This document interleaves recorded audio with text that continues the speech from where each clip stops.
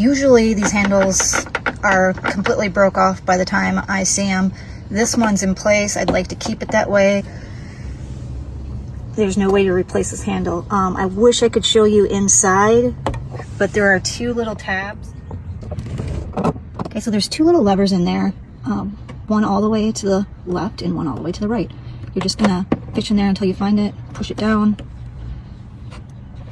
Not sure if I can do this with one hand, but we'll give it a shot. Oh, there we go.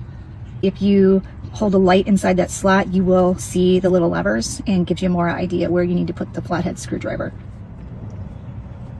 Now that you have it open, we're going to talk about how you're going to fix this.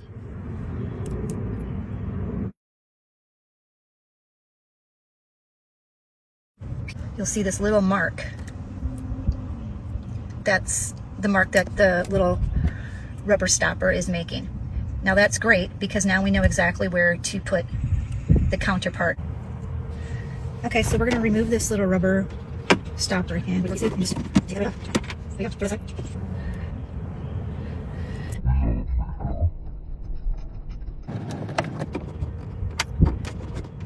it get nice and flat.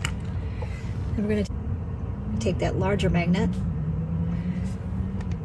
and just pop it right in there.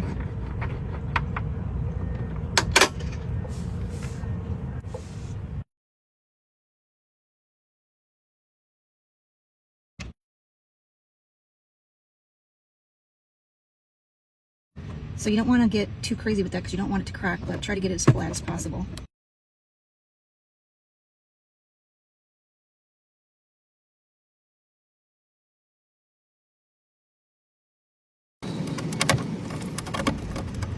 So I'm actually pretty happy with that. That looks really nice. And you're just going to do the other side. Figure out ways that you can use as little tools as possible. So I'm just going to try to go a little bit deeper. Okay, let's try that again. All right. Here we go. Okay, so they're all installed. Just want to clean it up a little bit, but overall I think it turned out real good.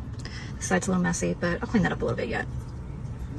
And now let's see if it closes. Amazing, love it. Perfect.